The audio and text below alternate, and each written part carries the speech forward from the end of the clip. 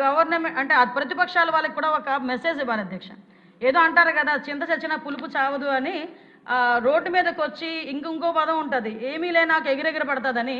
ఈరోజు 151 సీట్ల నుంచి 11 సీట్లకి దిగజారు చేసిన ఇంకా రోడ్ల మీదకి వచ్చి ఒక్కొక్కడు కత్తులు పట్టుకొని రోడ్ల మీద కేకులు కట్ చేసుకొని రపారపమంటూ మాట్లాడితే చూస్తూ ఊరుకోవడానికి ఇక్కడ ఉన్నది జగన్మోహన్ రెడ్డి కాదు అధ్యక్ష, హింసను ప్రేరేపించడానికి.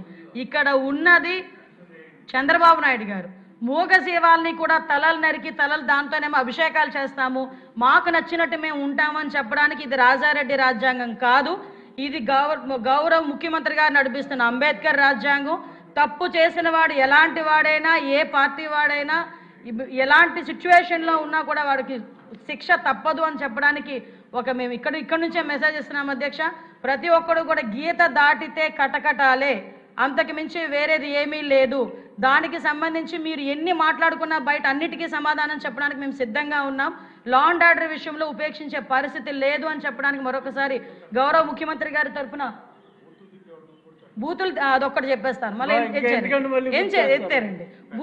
సోషల్ మీడియాకి సంబంధించి కూడా ఒక గ్రూప్ ఆఫ్ మినిస్టర్స్ ఒక మీటింగ్ కూడా ఏర్పాటు చేసుకున్నాం అధ్యక్ష. దాని మీద కూడా అతి త్వరలోనే ఒక మంచి చట్టాన్ని కూడా తీసుకొస్తామని సభకి తెలియజేసుకుంటూ thank you so much sir. జై హింద్.